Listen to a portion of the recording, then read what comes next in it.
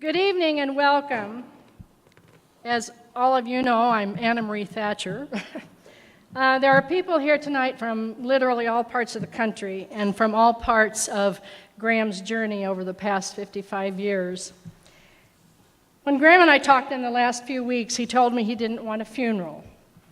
I said, well, that's fine, but I will have to do something to get me, through, to gather friends in remembrance to help me through his passing. Then he said, I just don't want you to be embarrassed if nobody comes. The startling thing about that is that he was serious. He had no idea of the sphere of his influence. I realized at that moment that he had little ego, and that was what made him a great actor and a wonderful teacher. He could step into the classroom or onto the stage open and vulnerable, unbridled by self-consciousness. He was an educator in the true sense of the word. He drew out from his students instead of trying to fill them up. Graham the man disappeared into the characters that he portrayed. We met at the Black Hills Playhouse 50 years ago, virtually to the day he died. And when we were asked how long we were married, I would ask, do you want the net or the gross?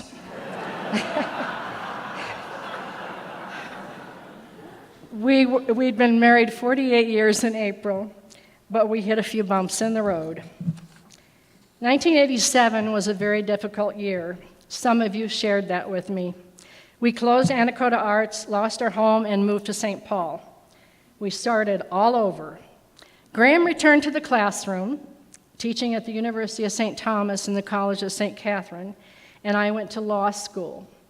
And in 1993, I applied to do an independent study on Clarence Darrow, the so-called attorney for the damned. I was approved to produce a play and co-author it with Graham, and I directed Graham in the role, the solo role. It was the first time we had co-created in this way. But Graham often said, yes, we work together, but not in the same room. Sometimes I think he wished not in the same house. But Perry Actos Productions was a perfect creative partnership for us.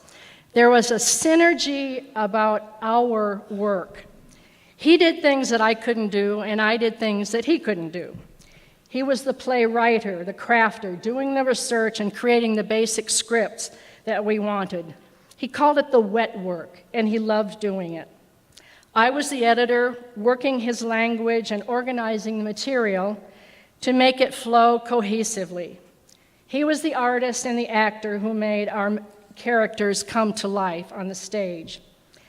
I directed the productions and promoted them to our potential clients. For 22 years, we toured live theatrical productions for continuing legal education, focusing on ethics and the practice of law. We had the productions filmed, and at 65, Graham became the editor and a movie maker to webcast our programs to bar associations around the country. It was interesting because in our finished product, I never saw my husband there. And as an objective theater observer, I can say that he was brilliant. I watched hundreds of live performances and webcasts, and I never got bored. Ours was a successful, collaborative, artistic relationship that few are blessed to experience during a lifetime. We became soulmates, and with his passing, I feel that half of me is gone. Yet he left me much of his work, plays, articles, and essays he wrote, the roles he played, and the films he made, all of which wait to be shared yet with the world, even more. For 24 years, I have produced and promoted programs showcasing Graham's talent. This may be my last stage production for him, and although he's passed on, my work is not done. And sharing his work will give me a reason to get up in the morning. I asked Chris to play Recuerdos tonight because it was Graham's favorite piece of music. Chris is only one of the many friends on our journey, and I've asked a few more of them tonight to talk about their relationship with Graham. You'll see some samples of his work, and the music is my way of honoring him. We belonged to the Association for Continuing Legal Education, and often our conferences included karaoke sessions in the evenings. This first song is one I often sang to Graham, and he loved it. I realized I couldn't make it through myself tonight, so I've asked Dallas to do it for me.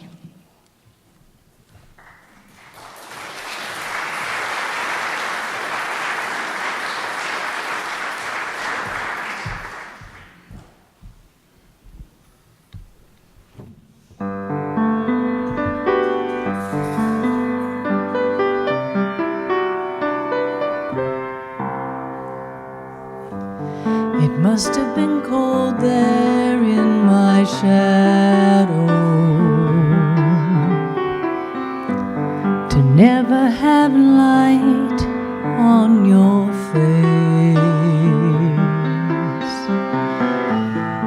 You were content to let me shine.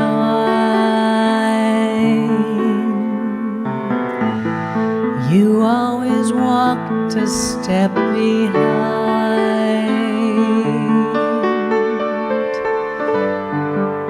I was the one with all the glory, while you were the one with all the strength.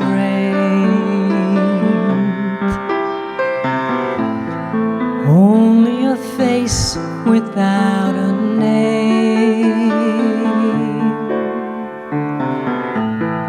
I never once heard you complain. Did you ever know that you're my hero and everything I'd like to be? I can fly higher than an eagle, 'cause you are the wind beneath my wings.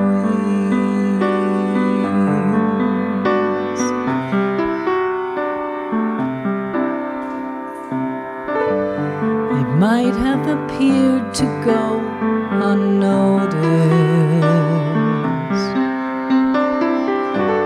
but I've got it all here in my heart. I want you to know I know the truth. I would be nothing without you.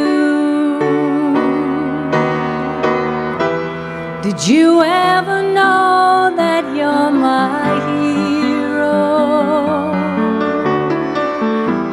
and everything I would like to be? I could fly higher than an eagle,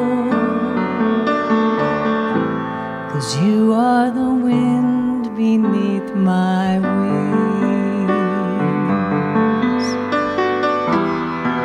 I could fly higher than an eagle,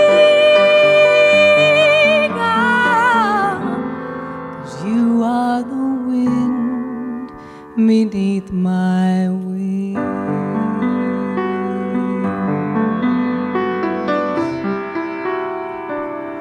You are the wind beneath my wings.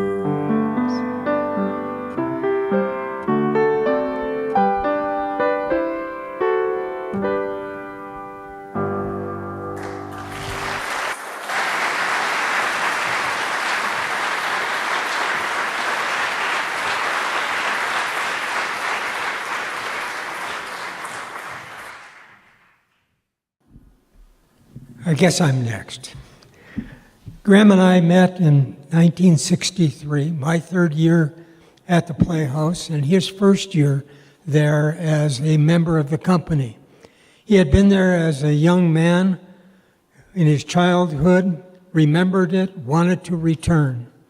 He was a junior in San Francisco and came to the Playhouse, having been in the Navy for several years and having recovered from a serious illness. But that didn't stop him.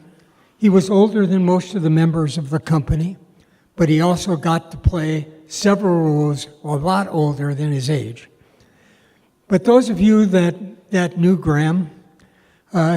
He was a magnificent individual that we got to be very, very close friends for all of these years.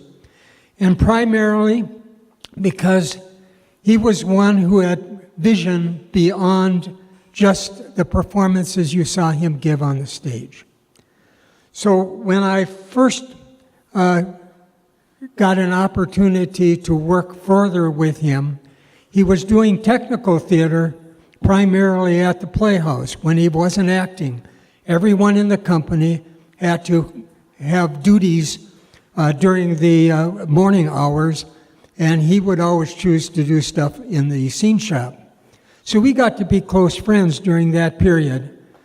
And one of the things that he talked about was the fact that at his college, he had to either take a technical theater course or pass a test in technical theater, and then he could avoid the class.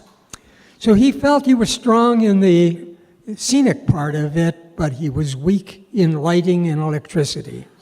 So he said, "Do you have any tips?" And I said, "West Virginia." And he looked at me and I said, "Watts times volts equals amps." If you remember that formula, you can get by with almost everything.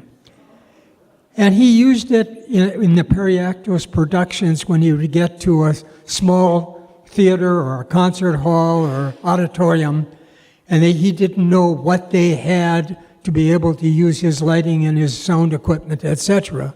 And so he used that formula, and he would talk to me about it even into the last weeks of his life, about that formula being a major factor in his life. He went on to USD to get a master's degree, and during that year, they chose to do Othello, and he got the opportunity to play the lead role. And Othello, being a Moor, also required a makeup job. So during the production, two ladies in the audience were heard to say, "Do you think he's really black?" The other one responded, "With that name, he has to be."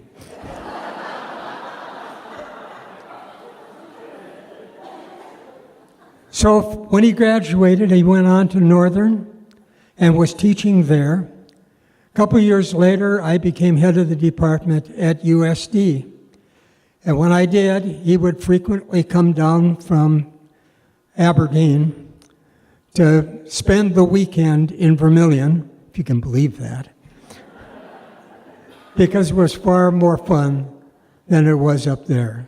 So he had keys to the house and would sleep in one of our spare rooms. And we would just talk about all the things we loved about the theater and where we wanted it to go. He wanted to be a member of my faculty, and I started right out trying to accommodate him. At that time, it was really strange. We were a division within the Department of Speech in the College of Arts and Sciences, but our production budget was in the College of Fine Arts. So it made managing rather tricky. So we started a campaign to move the department into the College of Fine Arts. And we were successful in 2 years to be able to do that. And with that came an opportunity to increase the faculty. So it didn't take long for me to give a call to Graham. He had already signed a contract at Northern, and so I had to figure a way of getting him out. And the president at USD called the president at Northern and said he needed him. And he released him, and we got Graham at USD, for which I was eternally grateful. I wanted him for two reasons. One, he was a superb teacher of acting, as you might expect. But he also had a built-in enthusiasm, as Anna referred to, of the arts in its totality and what it meant in society and what it meant to each person in the room. And he would teach a beginning course in the introduction to theater, but it wasn't the textbook that he taught. Years later, he wrote a book entitled I Know What I Like. And that book is filled with what he was teaching those kids in those classes. Because what it was he was trying to define what the arts were, not only in society, but to each and every one of us. And he got that message across like you can't believe, because we had to add more sections of his teaching that class. And when we went on the road, and we did, with Graham's help, we went out for 4 years. Now, this is a quick story that I'll tell. But USD had tried to get a performing arts center for years and was on the 13th number on the region's list of buildings for years. We made a decision to take the fine arts to the state. We were supported by the State Arts Council. We went all over the state, but we ended up in Pierre and performed for the legislature, inviting them as our guest. We did several shows over several years, but it took us 4 years with that same method and methodology is what I meant to say, of having the regents there and having the legislators coming to see performances. We went from 13th to 1st and got a new performing arts center. So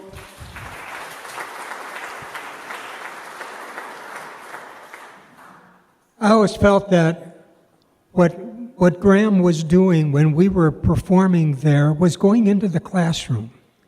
And he was talking to the students about the arts, but he was also teaching acting. And from there, when I arrived at the university in '66, we had 13 students, majors. And when I left 6 years later, we had over 130. And I say that it was the staff who did that, not me. They were the ones who attracted the students, and then incidentally, the Vietnam War. Everybody wanted to stay out of the military. So, at any rate, my hat goes off to Graham, a good friend, a lasting friend, and one I'll always remember.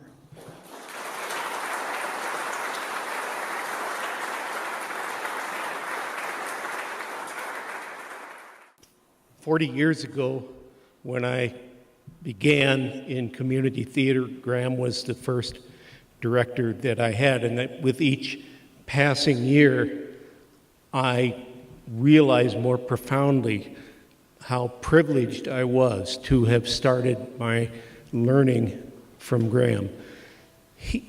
In terms of community theater, he had such a deep, abiding understanding and dedication of the purposes of community theater, to entertain the community, but also to give the community an opportunity to participate in that entertainment. Over the years, I saw people who were very shy, some people who were very outgoing, some people who were not very talented, and some people who were extremely talented. And Graham gave each and every one of those persons the opportunity to explore his or her talents and to demonstrate them, to do the very best they could. So Graham understood that about community theater. He never said that, of course, but it's the kind of thing that you as you look back, you realize, oh, that's what he was doing. That's what he was doing. I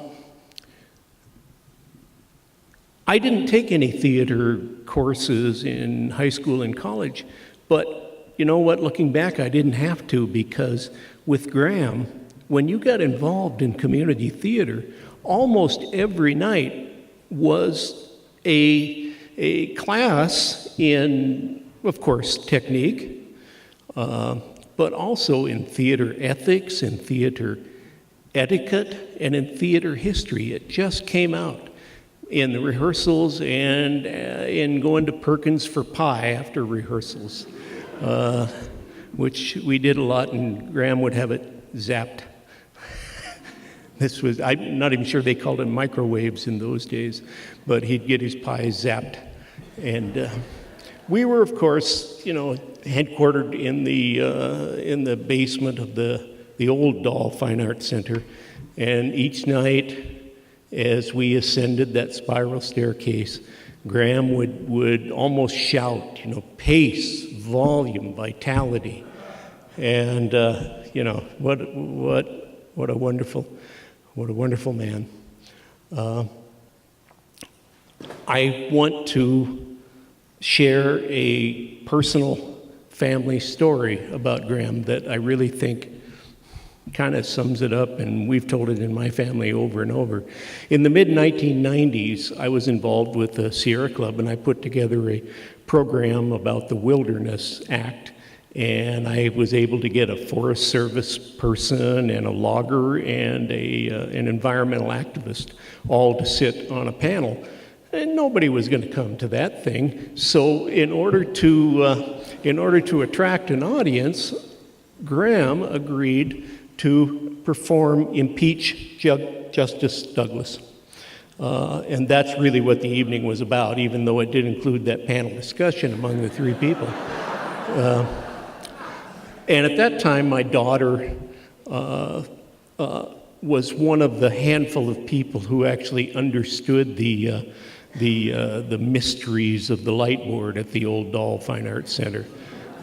She was able to conjure up how to make it work, and there weren't very many people, and it didn't always work. But anyway, she did the lights for Graham's performance of Impeach Justice Douglas.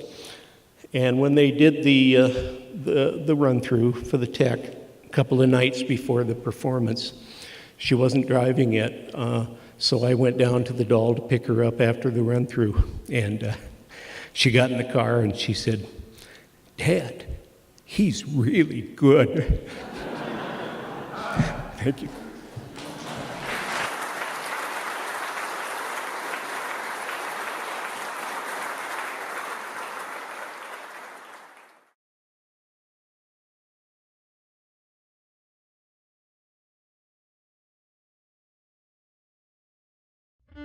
Ever watch real masters at work? Interesting how we kind of know what they know, what the notes are, for example. But that doesn't mean we can do what they do. Mastery takes practice and intense focus, finding ways to do just the right thing, no more, no less. It's never just about who or what you know. It's about paying attention, finding the truth, and making the right moves. Every time. Barker, Wilson, Reynolds, and Burke. The wisdom to win. Yep. Yep. Yep. Rolling. How's it looking, Susan? Hotter than a pistol.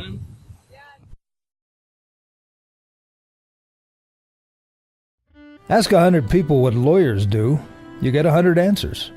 But when it comes to cases where you've been harmed, good lawyers know that their main job is to make you whole. They know your life's been damaged and must now be repaired. That your life's been changed and must become somehow new, so you can heal, become whole, and move on to a better time. Barker, Wilson, Reynolds, and Burke. The wisdom to win. Swinging it back and forth.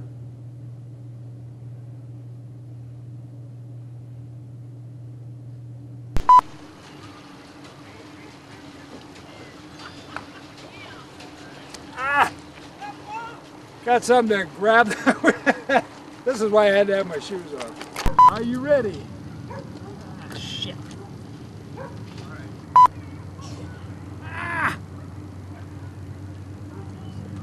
I gotta get up. Whoa! I guess not.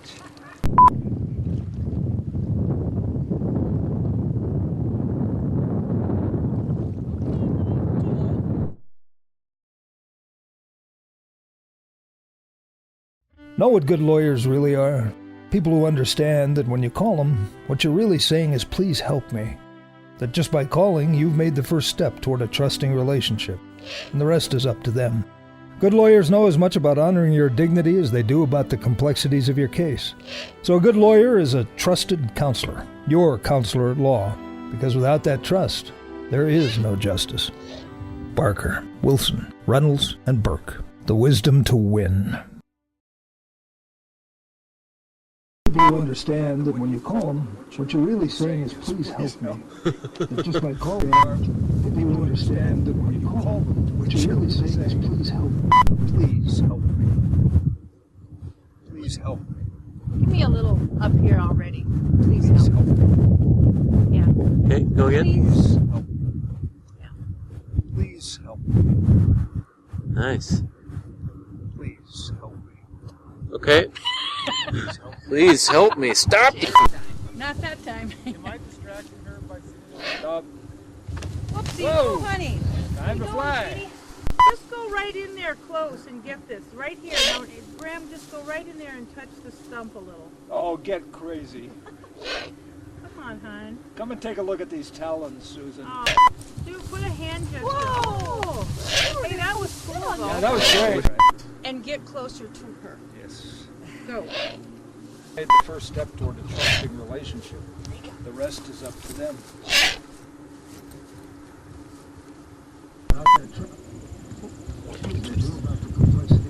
Yep. we just do your counselor at law in a tight shot in here now?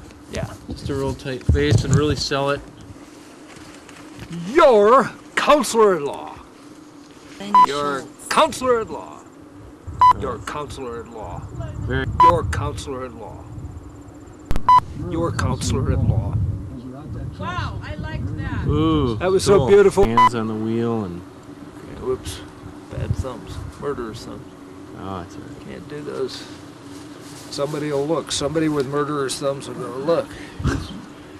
We're a fraternity. We're internationally known. Reynolds. Look out at the Barker, Wilson, Reynolds, and Burke. The wisdom to win. Right up there on the horizon. look Barker, out over Wilson. there and then turn into the camera without saying anything, just to get like a Ever watch Real Masters of Work? Yeah, I've been watching you all week. Barker, Wilson, Reynolds, and Burke. The wisdom to win.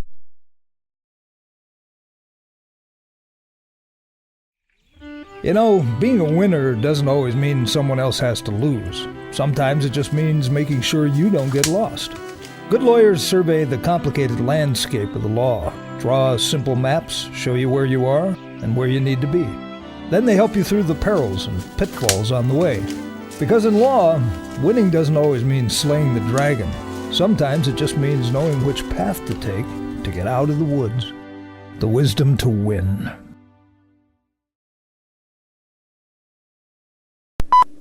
You know, sometimes being a winner. Brought tears to your eyes? Oh, yeah. Moisture. You know, being a winner doesn't always mean that someone else has to lose. Sometimes it just. It's going great though. You rolling?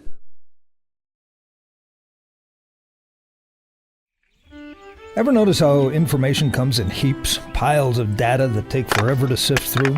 Wisdom, on the other hand, comes in exquisite little nuggets. Ideas so pure that when you hear them, all the lights go on. Never make tea with another man's tears.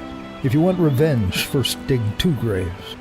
Good attorneys prospect through mountains of evidence, testimony, and law, and find the nuggets. Barker, Wilson, Reynolds, and Burke. The wisdom to win.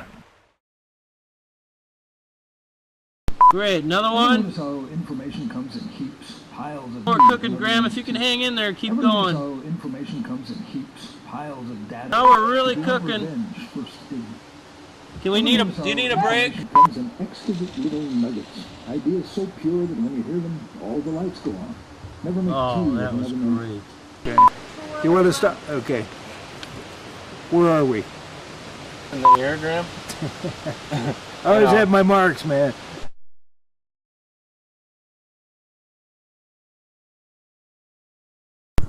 Barker, Wilson, Reynolds, and Burke.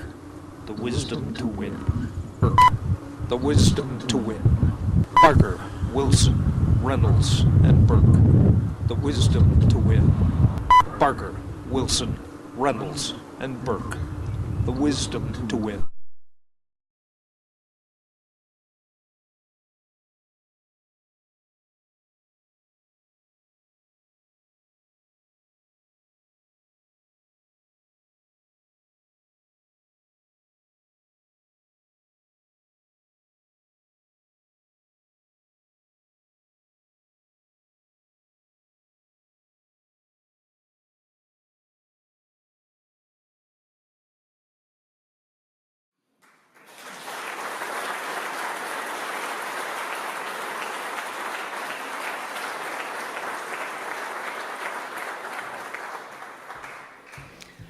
I've always wanted to follow the outtakes.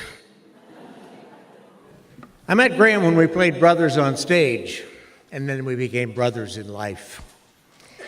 In the spring of 1991, the Minnesota History Theater did an Irish play called A Couple of Blackguards, a storytelling show created by the brothers Malachi and Frank McCourt. The History Theater wanted to get the McCourt brothers to perform it, but they were otherwise occupied, so they cast a couple of distinctly non-Irish guys named Thatcher and Hornbacher to play Malachi and Frank, respectively. We ran the play for 4 weeks to packed houses who were moved by the deep tenderness of the stories and delighted with the raucous humor. Our work together in Blackguards began a warm friendship that lasted 27 years and an acting partnership that, thanks to Anna Marie's remarkable salesmanship and booking skills, kept popping up again and again. We performed Blackguards at several venues, including a week at the Black Hills Playhouse, some time in Spearfish, other places in South Dakota, and a sort of a 2-week mini-tour in the San Francisco Bay Area. I'll tell you a story later about a performance in a bar in San Francisco. Any actor can tell you that the best work on stage requires a caring and even a loving bond between players. This is especially true in a two-person show because it's a delicate dance that requires discipline and a willingness to give and receive generously. Graham's skill, intelligence, warmth, and wit made him a cherished and unforgettable partner. I knew he had my back, and he knew I had his, on stage and in life. Graham played many roles, as you've heard and will hear from others. But his lasting legacy is not the roles he played, though he played them beautifully. His richest legacy is the roles he lived with strength, honesty, and deep commitment. As beloved husband, friend, and partner to Anna Marie. As son, brother, uncle, brother-in-law, and son-in-law. As treasured friend to people in this room and people beyond numbering. And as teacher to thousands of students, both in and out of the classroom. Those were his best and most authentic roles, and they will live beyond our imagining. We always ended our Blackguards performances with an Irish song, and I want to offer it to you now. For Graham, but as I think you'll understand, from Graham. All the money that e'er I spent it in good company, and all the harm that e'er I've done, alas, it was to none but me. And all I've done for want of wit, to memory now I can't recall. So fill to me the parting glass. Good night, and joy be with you all. Oh, all the comrades that e'er I had are sorry for my going away. And all the sweethearts that e'er I had would wish me one more day to stay. But since it falls unto my lot that I should rise and you should not, I'll gently rise and softly call, good night, and joy be with you all. Goodbye, my brother.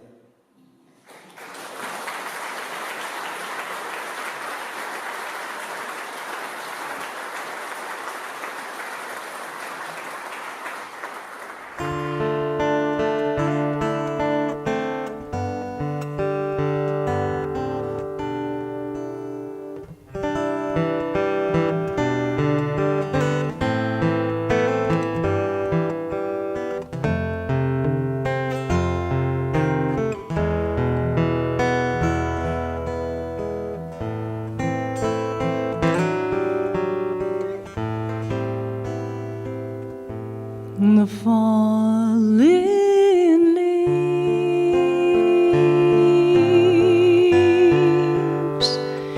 drift by my window. The falling leaves of red and gold. I see your lips,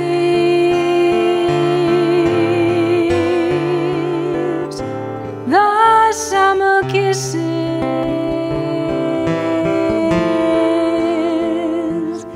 the sunburned hands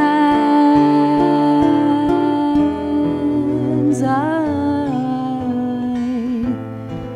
used to hold. Since you went away,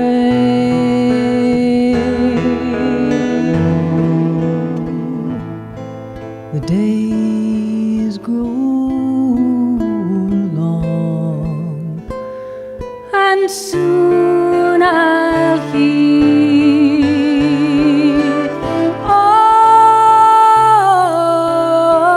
old winter's song,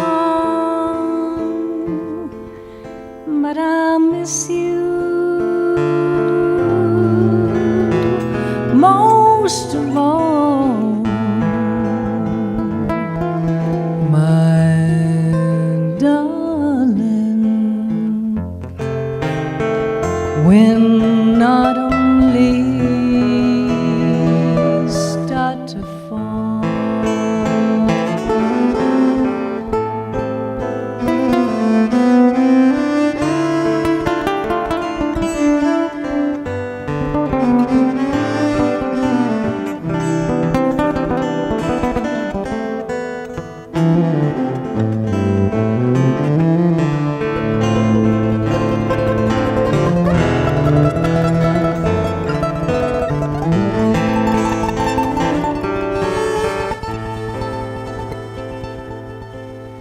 since you went away,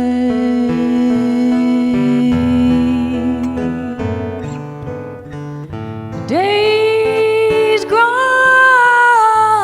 long, and soon I'll hear old winter's song, but I'll miss you most of all,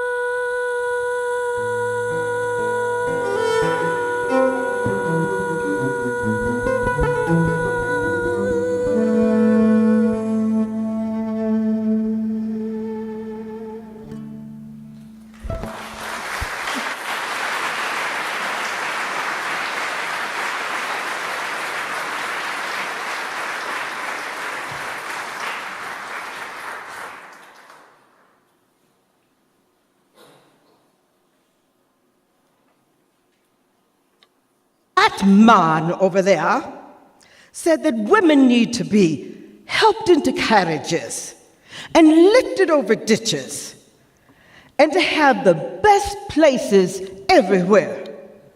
Nobody ever helped me into carriages or over mud ditches or give me any best place.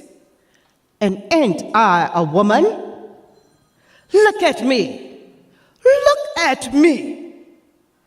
I have plowed and planted and gathered into barns, and no man could head me. And ain't I a woman? That was from the production, the Women Lawyers Club. And I had the honor to portray Sojourner Truth.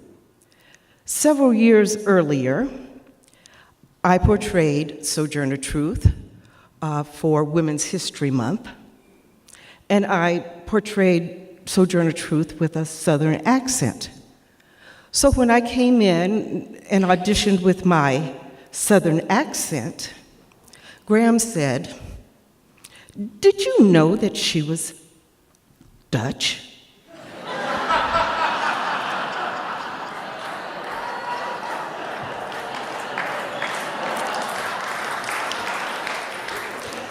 Accuracy. That was one thing that Graham taught me.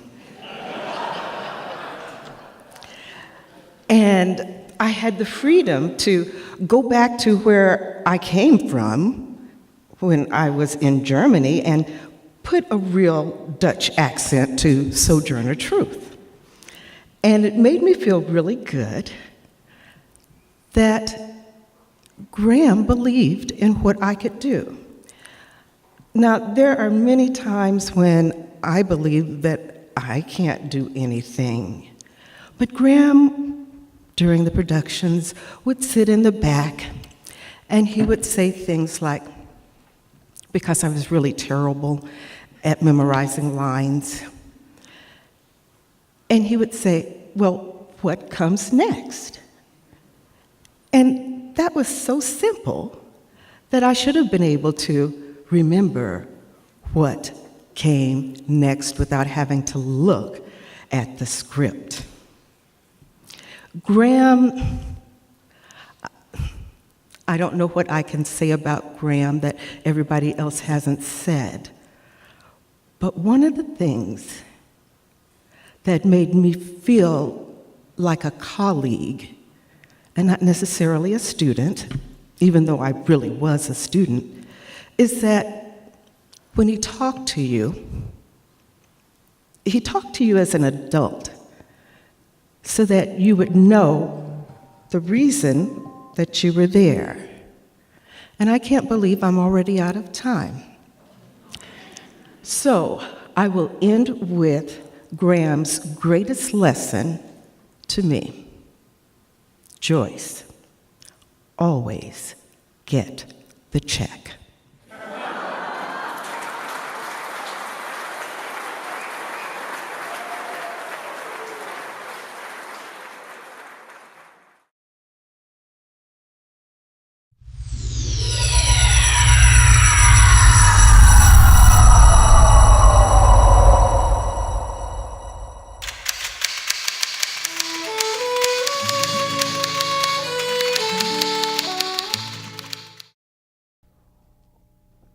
I think the story of the Negro in America would melt hearts of stone.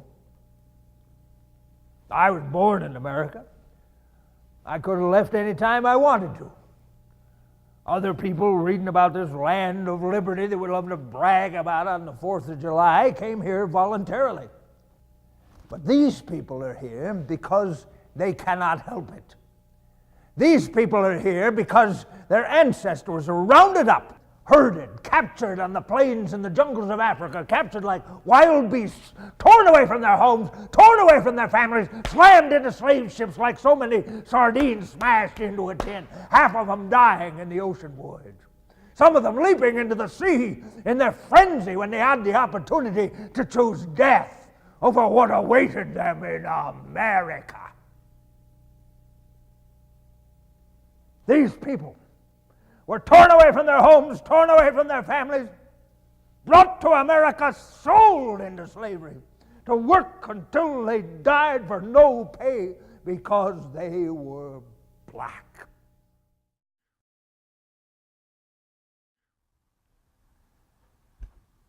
Christ does not call us to be martyrs, my Lord, but to live,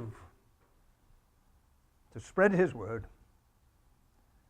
But I think now I am not bounden to conform my conscience to this one realm against the whole of Christ's universal church. I call upon Almighty God, whose sight pierces into the hearts of every man, to be my sole witness. No matter what claims are made, no matter what lies are told, it is not about being supreme head of the Church of England that the King wants my blood. It is because I would not condescend to his infamous marriage. Ford launched an investigation to have me impeached. Well, Ford went on to smear me with the old guilt by association tactics of the McCarthy era. The first claim was that I was a proponent of pornography. Now, this was because Hugo Black and I had always consistently held the position that under the First Amendment, censorship is banned. So Ford wanted to have hearings to prove that I was a proponent of smut. And then second, they said that I was affiliated with the mafia. Ford was going to bring in underworld figures, I guess, and somehow try to show some kind of a connection or association with them. The third claim was that I gambled. This was because I was taking part in a literacy project in the Dominican Republic, and everybody knew that that was just a front to get casinos there. Well, as it turned out, Nixon and Agnew were not only masters of the art of political destruction of their political enemies, but also of themselves. You know, unwittingly, Congressman Ford made a classic blunder when he gave a speech to the United States Congress. In the House of Representatives, he said, "An impeachable offense is whatever a majority of the House of Representatives considers it to be at a given moment in history. There are few fixed principles among the handful of precedents, like high crimes and misdemeanors." Well, that comment would come back to haunt him a little later on.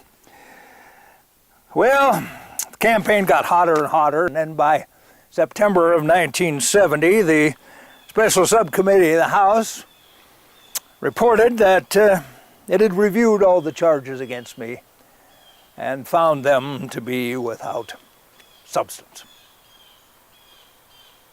And all that followed, it was like a classic Greek tragedy. All the people that were out to get me were hoist on their own petard, destroyed by their own overweening pride. Ford was appointed vice president when Spiro Agnew was removed from office. You see, Agnew was a crook of the highest order, and he was convicted of taking bribes and kickbacks when he was governor of Maryland. Nixon resigned in order to avoid his own impeachment and sure conviction of high crimes and misdemeanors. Ford, who had tried to have me removed from the court as a subversive, became president and turned right around and pardoned Nixon. One of the clerks at the Supreme Court said, "You know, you put the devil in as president, and there's no telling what will happen."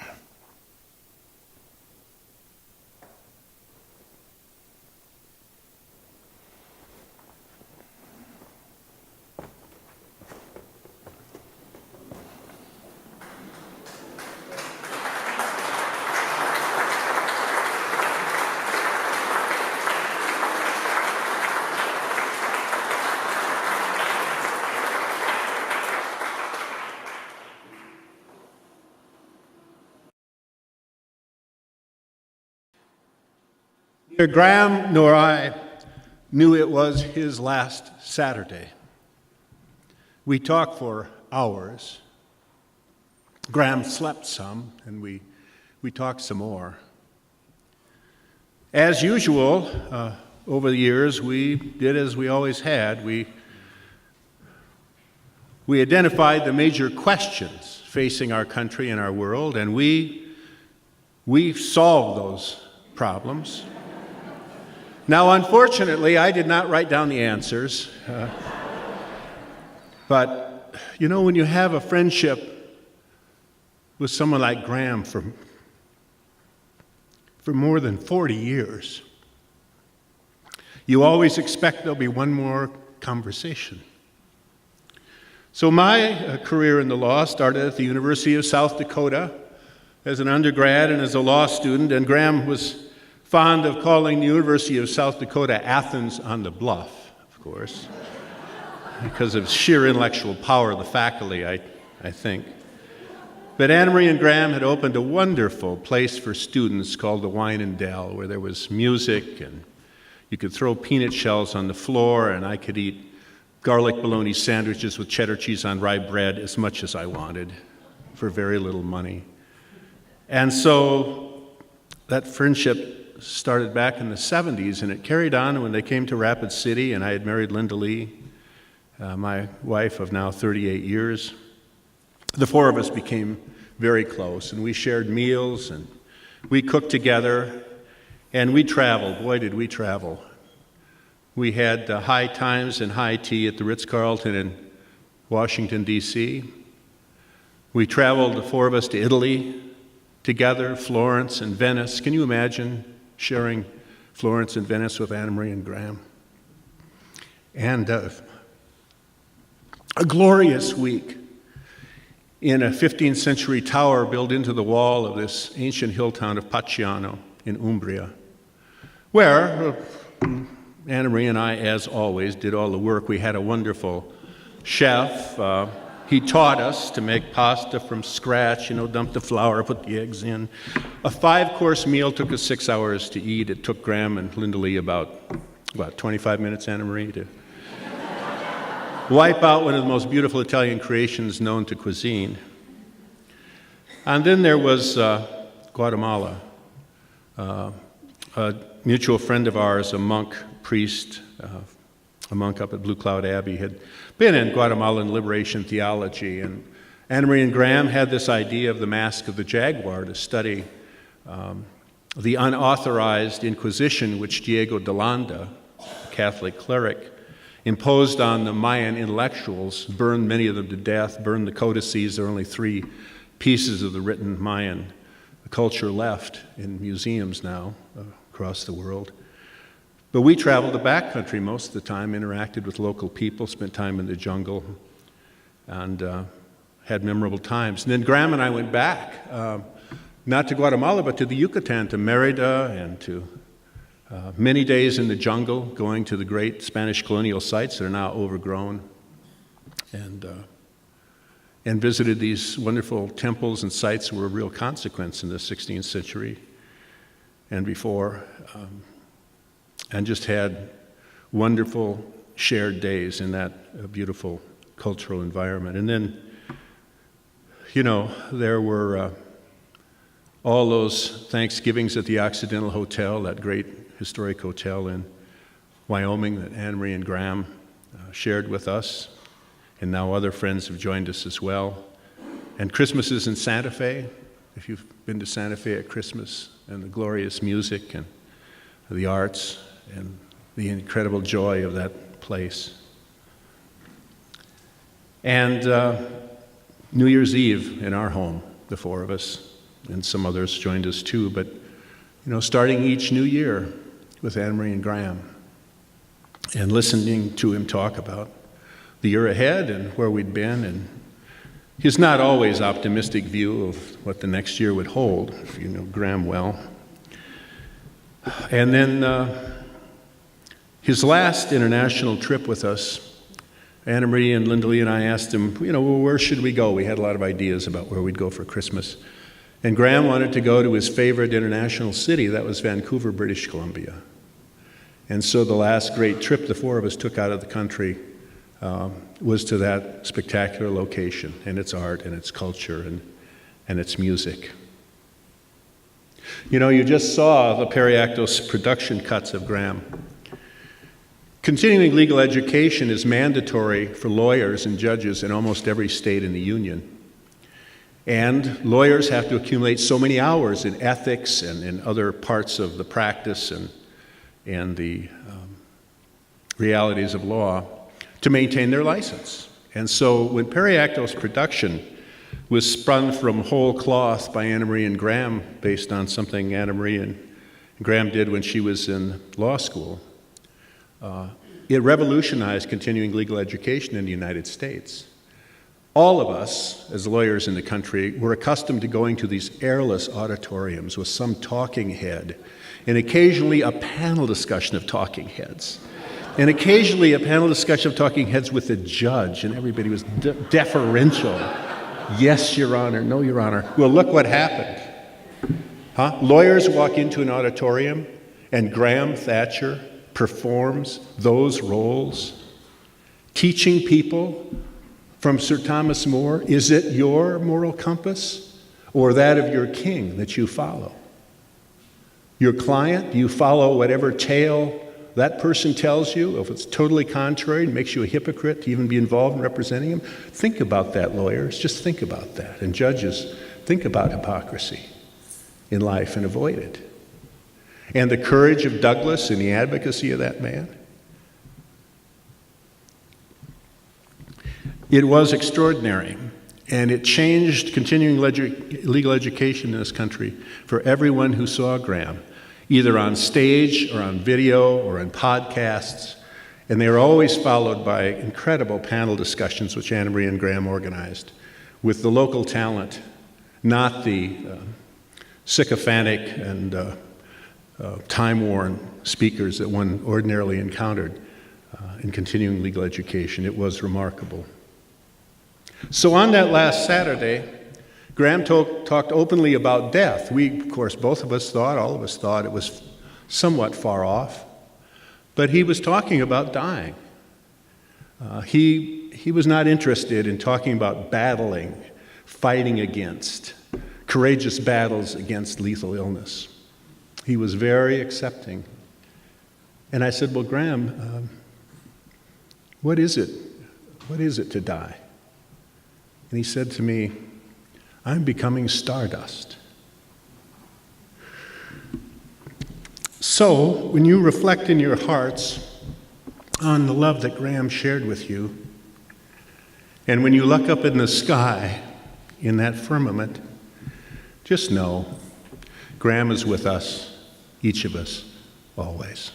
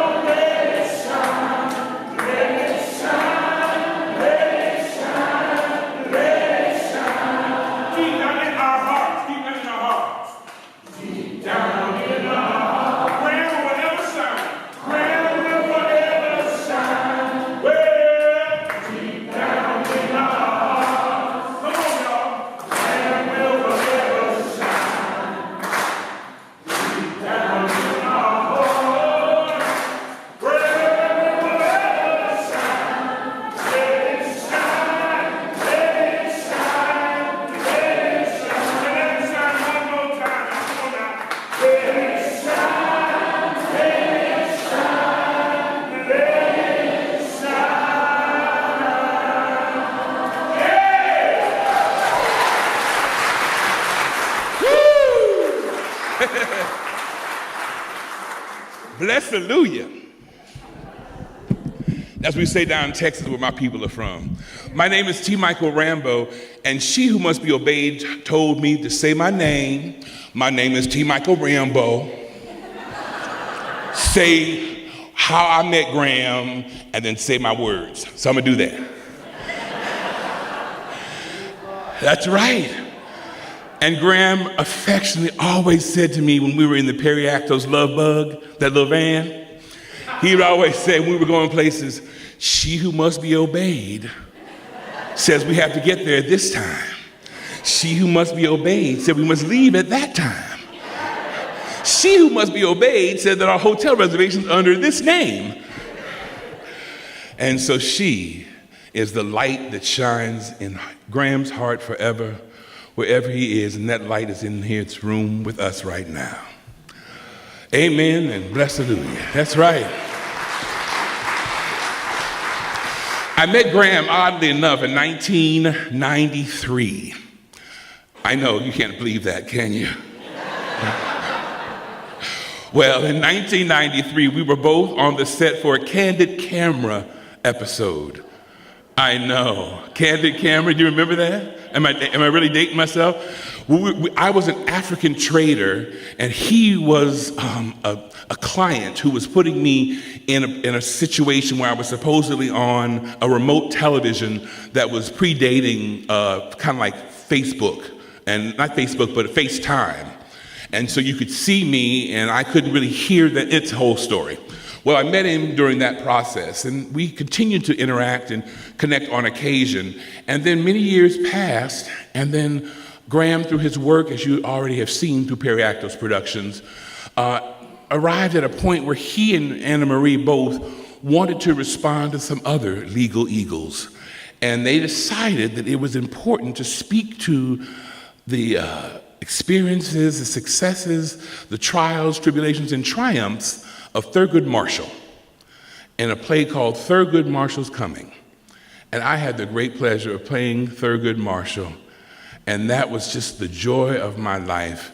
For as Joyce pointed out, in many ways, Graham entrusted in me an opportunity to be at my best. He expected the best, he gave you the best, and we were able to arrive at some of the best work I've done in my life.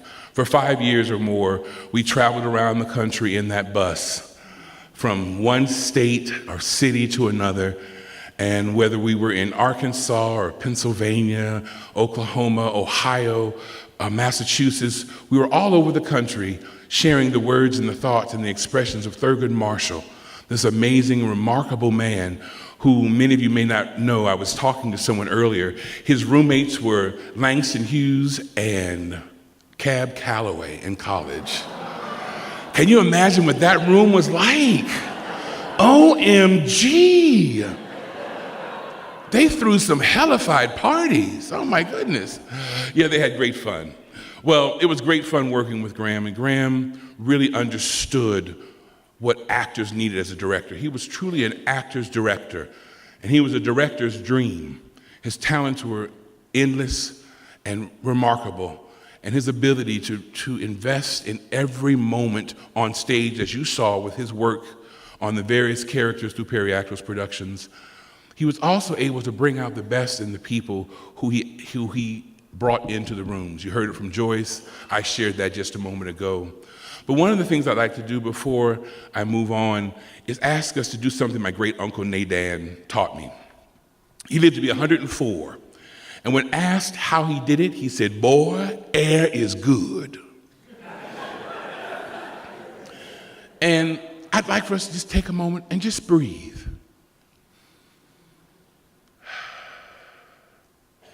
It's amazing what that does, how it feels, how it connects us with one room and one space. Graham always reminded me to breathe, to take a moment and take a breath, because the breath, inside the breath, is where art, theater, and spirit lives. Theater, the arts, open and close the wound at the same time. It's a healing space, a sanctuary. He understood that. He was one of the greatest ministers of this craft. And I just can't tell you how much he impacted my life. So with the final exercise, I'm going to ask the lighting booth that they would turn up the light just a little bit so that everyone can see each other in the room. I know it's off script, but there you go. So would everyone please close your eyes just for a minute? And if you can see me, your eyes aren't closed. Just want to let you know that. Now would you kindly point north? Everybody point north. All right, everybody, open your eyes. Clearly, nobody knows where north is. Right? Well, some of us, of course, are like, hello, bless hallelujah. That's north. But the truth of the matter is, we don't really know north unless we have a compass, right? Or something that gives us a point of reference. Well, Graham was that point of reference for so many of us that connected us and brought us into this room today. He understood what it meant to be a compass and to focus on our true north. He brought out that in me, and he brings it out in all of us in this room. He'll always and continue to be a compass for so many, and his memory will allow us to always remember to face north and know there's nothing but goodness coming our way. You see the light at the end of the tunnel? It's not an oncoming train. It's Graham's light. Let it shine, let it shine.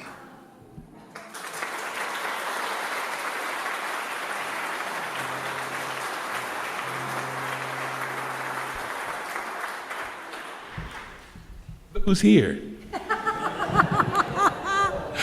I'm going to share a selection from the end of The Thurgood Marshall's Coming. It's a piece that ended the play, and it seems very fitting because Graham was such an activist in so many ways. He was about the art of civil rights, activism, and understanding the rights of all people to have a space in this world, to be who they are, to be accepted, not tolerated, but accepted and recognized for the God-given talents that we have. This song speaks to the fact that none of us are free if one of us is chained.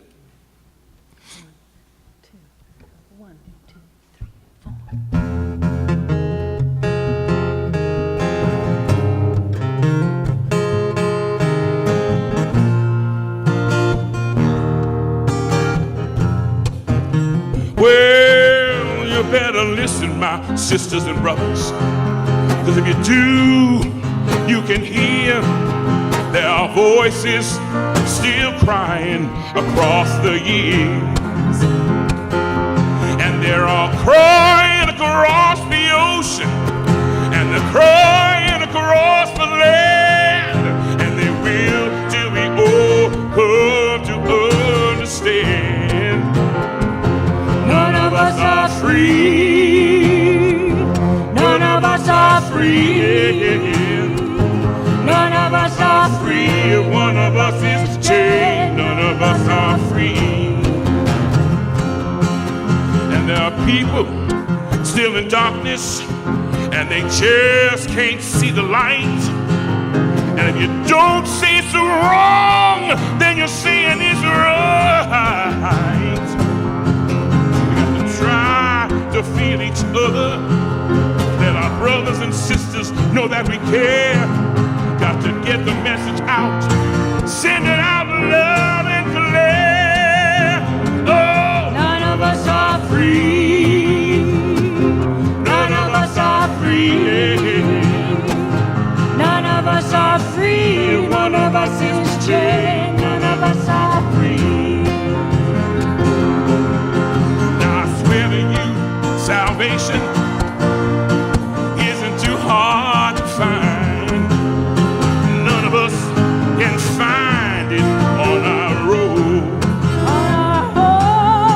We have to join together in spirit, heart, and mind, and know the souls who are suffering. Know they're not alone. None of us are free. None of us are free. None of us are free. One of us is chained. None of us are free.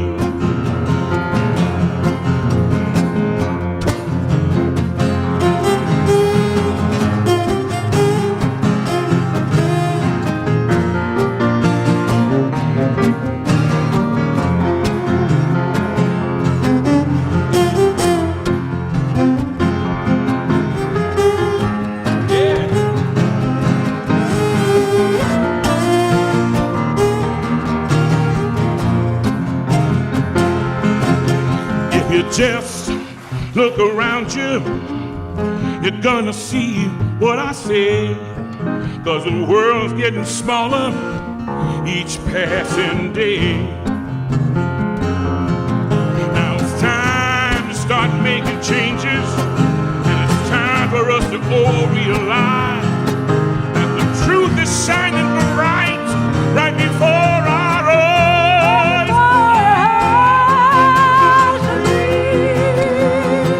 None of us are free. None of us are free. If one of us is chained, none of us are free. Sing with us if you would. None of us are free. None of us are free. None of us are free. None of us are free. None of us are free.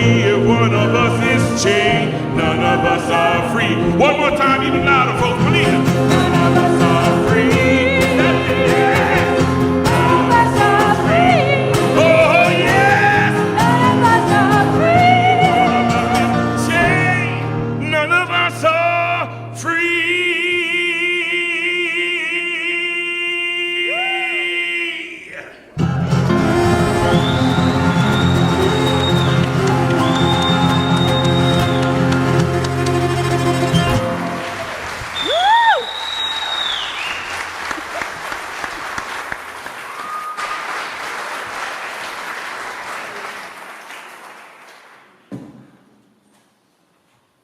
I'm doing what Graham Thatcher would have told me not to do, and that is to be the final speaker after a ton of artists and speakers who are way better than you. So I'll give it a shot. My name is Janet Brown. Oh, fans, how nice. And I feel like this has been a reflection of Anna Marie and Graham's life, of Graham's life certainly, but it certainly has been a reflection of my life.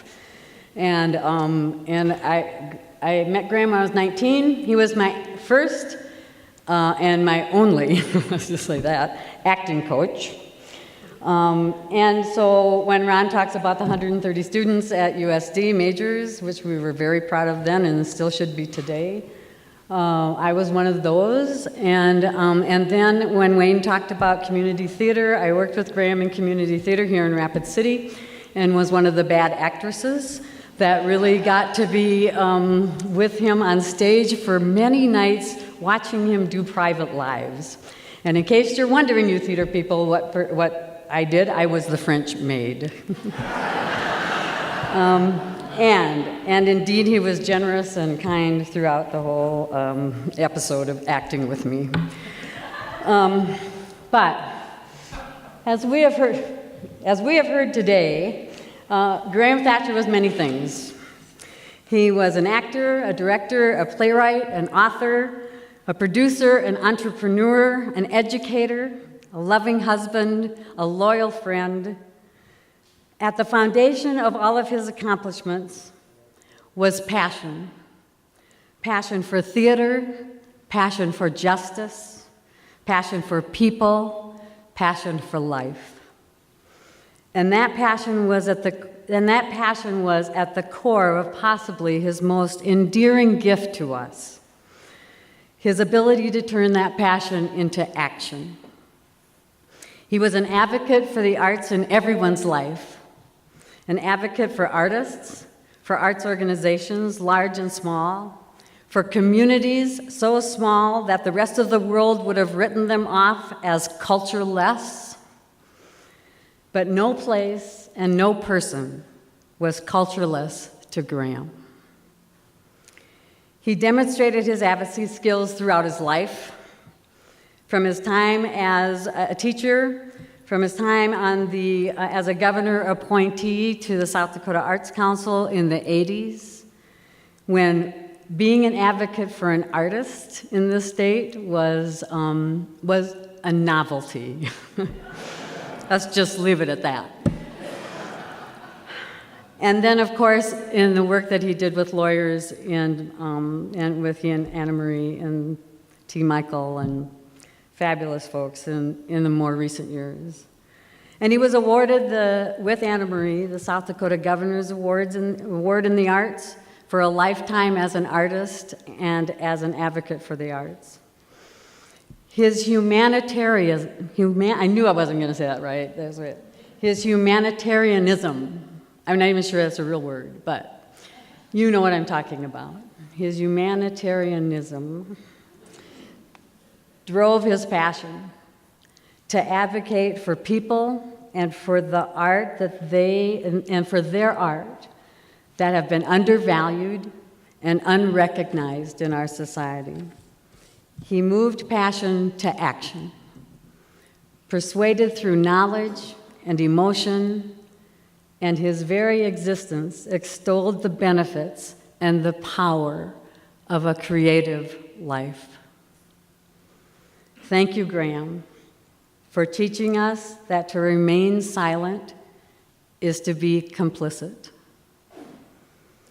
And to be an advocate gives us the strength to believe that change is possible in ourselves and in the world around us.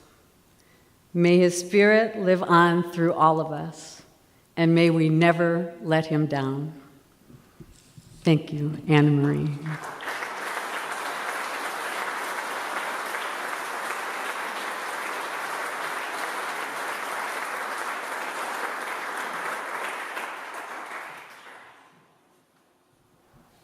In Graham's final days, some friends suggested that was just our time to be together.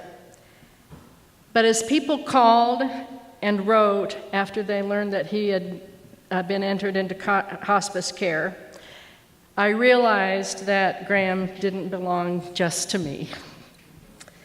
There's an axiom that says some people are such a large presence while living that they still occupy space even when they're gone. Surely Graham was that presence, not only for me, but for many others. I want to extend my immense gratitude to everyone who's contributed their time and talents to this evening's program, to remembering him, thanking him, and thank you all. Graham's sister and our nieces here from California. My family is here, and I'd like you to stand, please, if you would. What?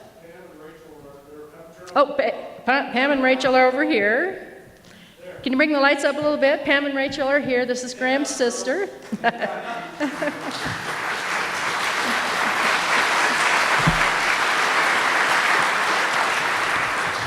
And we're going to be doing another celebration in California in September, and so Pam and Rachel we're going to be working together on that celebration and gathering friends in California.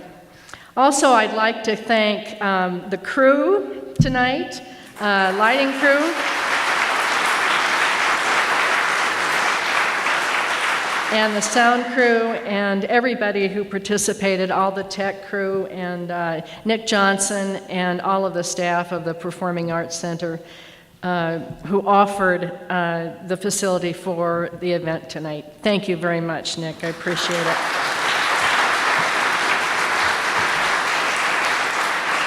And thank you all, Graham's families, friends, and fans for being here this evening. I know there are hundreds of stories, and many of you want to share some of yours. So what we're going to do after the final song is, if you would like to stay, we're going to continue the storytelling in the reception area. Grab another bite to eat of what's left, grab a drink, and go to the microphone and share stories with everyone. Just grab another snack and join us in the open microphone that's in the room there. Thank you very much.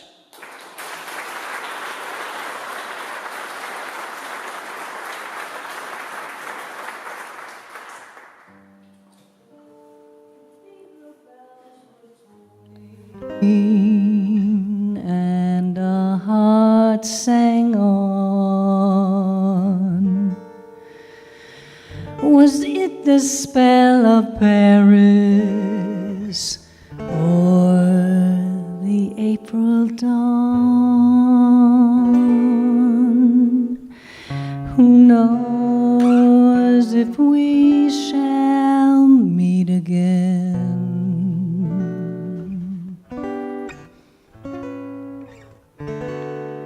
But when the morning chimes ring sweet again, sweet again,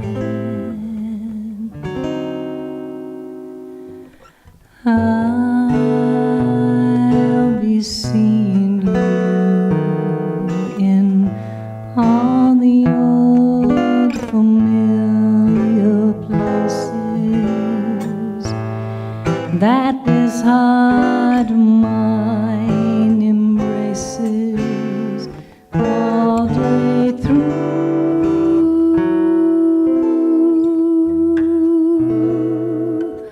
In that small cafe, in the park across the way, the children's carousel, the chestnut trees, the wishing well.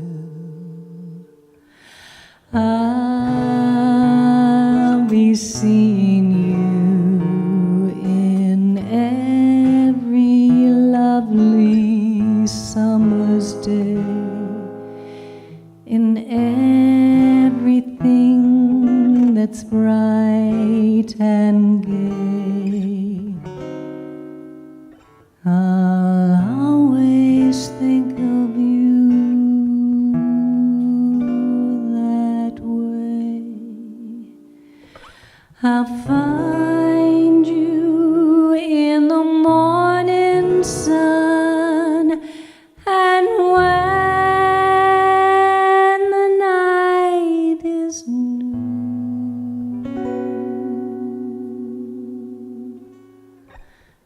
I'll be looking at the stars, but I'll be seeing you.